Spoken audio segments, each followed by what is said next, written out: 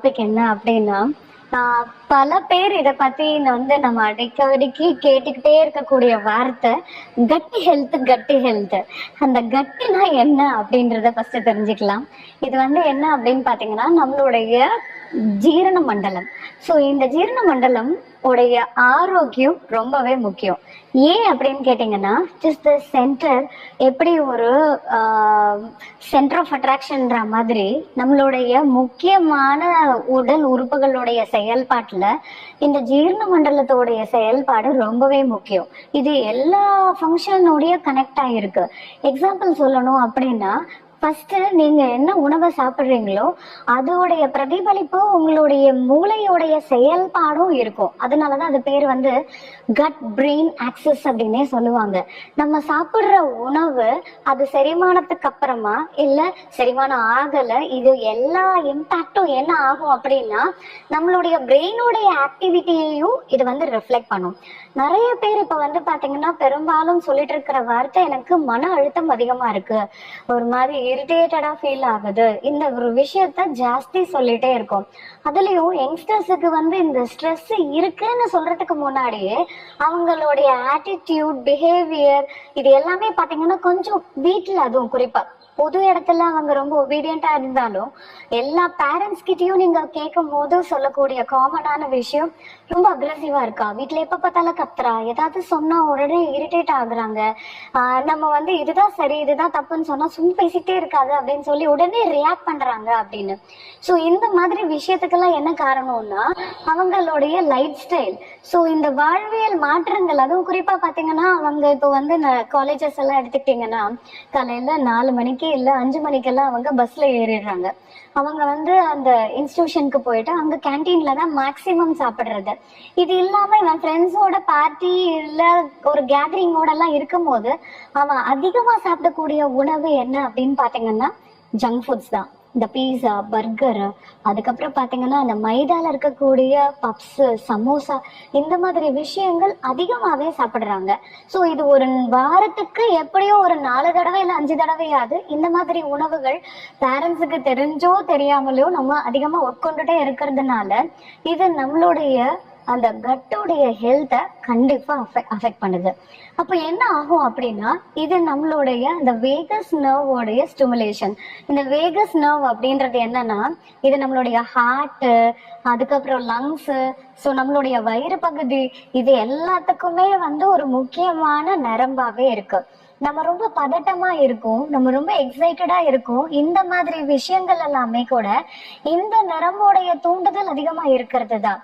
So அப்போ நம்மளுடைய பிரெயினுக்கு இப்படி ஒரு உணவு உள்ள போகுது அப்படின்னும் போது அவனுடைய அந்த ஆட்டிடியூட், பிஹேவியரே மாறும். அதனாலதான் இயற்கை மருத்துவத்துல நீ என்ன உணவை சாப்பிடுறியோ அதுதான் நீ அப்படின்றத சொல்லுவோம். இன்னொரு விஷயம் ட்ரெண்டிங்கா இருக்கிறது என்னன்னா, இந்த மிட் நைட் பிரியாணி. நைட் ஆனா விடிய விடிய சாப்பிட்றானுங்க. 11 மணிக்கு சாப்பிட ஆரம்பிச்சாங்கன்னா காலையில விடிய விடிய 4 மணி வரைக்கும் அவங்களுக்கு அவைலபிளா இருக்கு. அது நம்மளுடைய கலாச்சாரமே கிடையாது.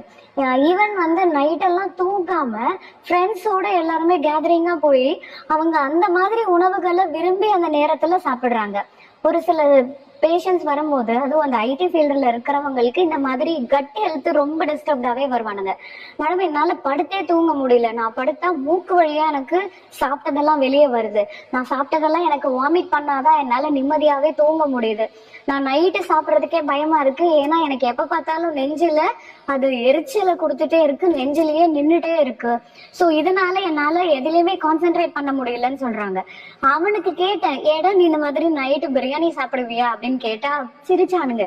என்னன்னு கேட்டா அவங்க ஃப்ரெண்ட்ஸோட சேர்ந்து எப்ப பார்த்தாலும் ஃப்ரைடு சிக்கனும் அதே மாதிரி இந்த மாதிரி அன்டைமிங்ல பிரியாணி சாப்பிட்றதா அவங்களுடைய ஹாபியாவே வச்சிட்டு இருக்காங்க. ஸோ இது என்ன ஆகும் அப்படின்னு பாத்தீங்கன்னா, நம்மளுடைய உடல் உறுப்பு ஒவ்வொரு 2 மணி நேரத்துக்கும் ஹையஸ்ட் ஃபங்க்ஷன்ல இருக்கும். அதுல முக்கியமா இரவு நேரத்துல 11 மணில இருந்து 3 மணி வரைக்கும் நம்மளுடைய லிவர் அண்ட் கால் பிளாடருடைய ஃபங்க்ஷன் இருக்கும். அந்த நேரத்துல இப்படி அதிகமா ஸ்பைசியான ஃபுட் சாப்பிடும் போது அது நம்மளுடைய லிவர், கால் பிளாடருடைய ஹெல்த் அஃபெக்ட் பண்றது மட்டும் இல்ல, நம்மளுடைய மென்டாலிட்டியும் அஃபெக்ட் பண்ணும். அப்ப என்ன மாதிரி உணவு எடுத்துக்கலாம் அப்படின்னு கேட்டீங்கன்னா, சாத்வீக உணவு. இந்த சாத்வீக உணவுல பழங்கள், காய்கறிகள், முளைக்கட்டின பயிறு, ஸோ அதே நேரத்தில் நமக்கு கார, உப்பு, புளிப்பு, எண்ணெய் இது பேலன்ஸ்டா இருக்கிறது தான் சாத்வீக உணவு. ஸோ இந்த மாதிரி உணவு எடுத்துக்கும் போது நம்மளுடைய மென்டல் ஸ்டாமினா ஜாஸ்தி இருக்கும்.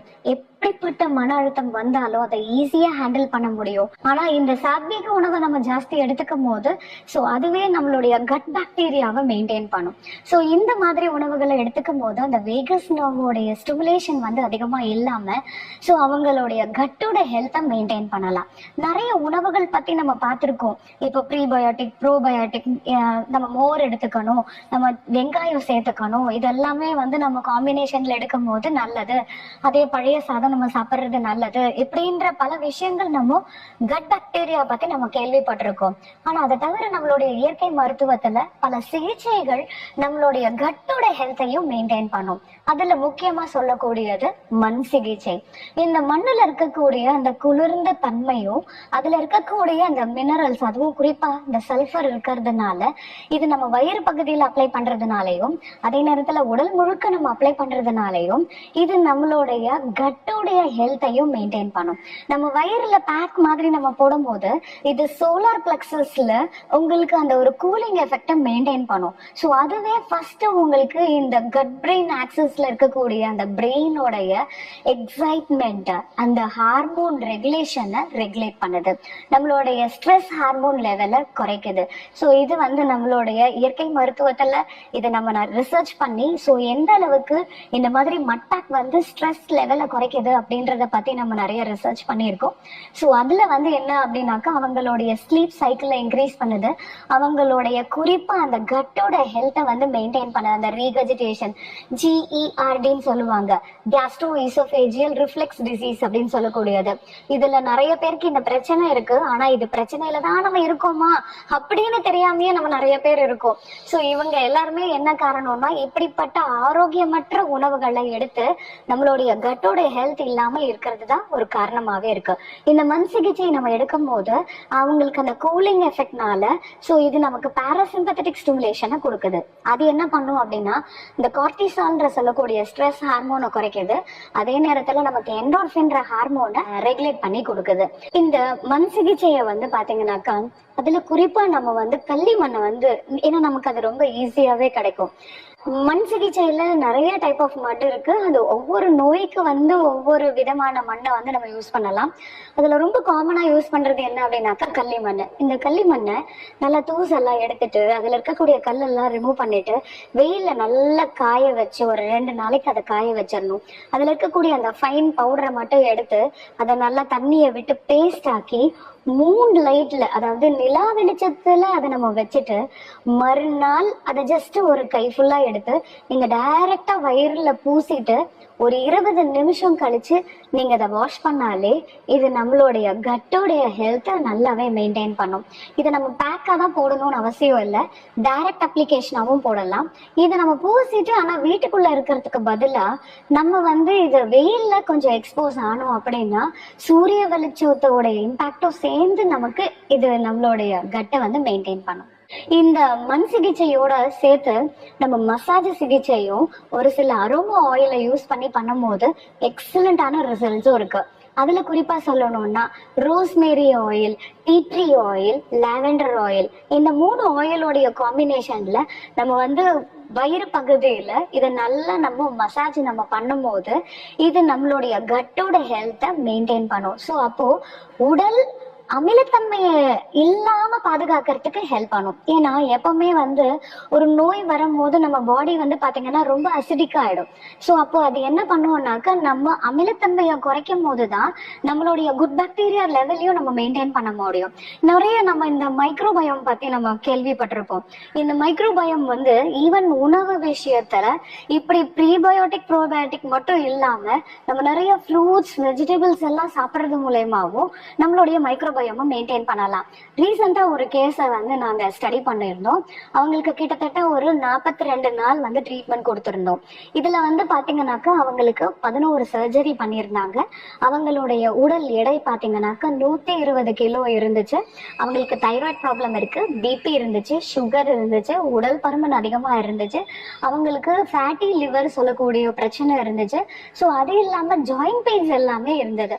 இந்த 42 டேஸ்ல முக்கியமா நாங்க வந்து அவங்களுக்கு செக் பண்ணது என்ன அப்படின்னு பாத்தீங்கன்னாக்கா அவங்களுடைய கட் பாக்டீரியா தான். ஸோ அதை வந்து நம்ம அவங்களுடைய உணவு, இயற்கை உணவு, நம்ம அரசு யோகா மற்றும் இயற்கை மருத்துவக் கல்லூரியில நோயாளிகளுக்கு கொடுக்கக்கூடிய உணவே வந்து பாத்தீங்கன்னா இயற்கை உணவு தான் தருவோம்.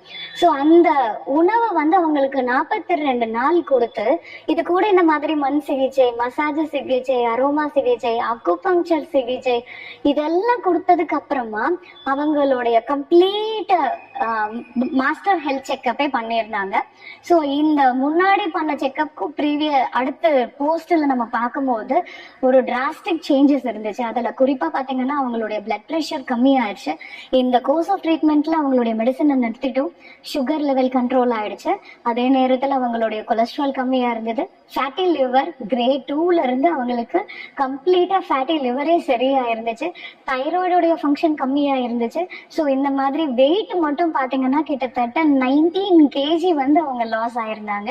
ஸோ இப்படிப்பட்ட விஷயம் இயற்கை மருத்துவத்துல நிறையவே இருக்கு.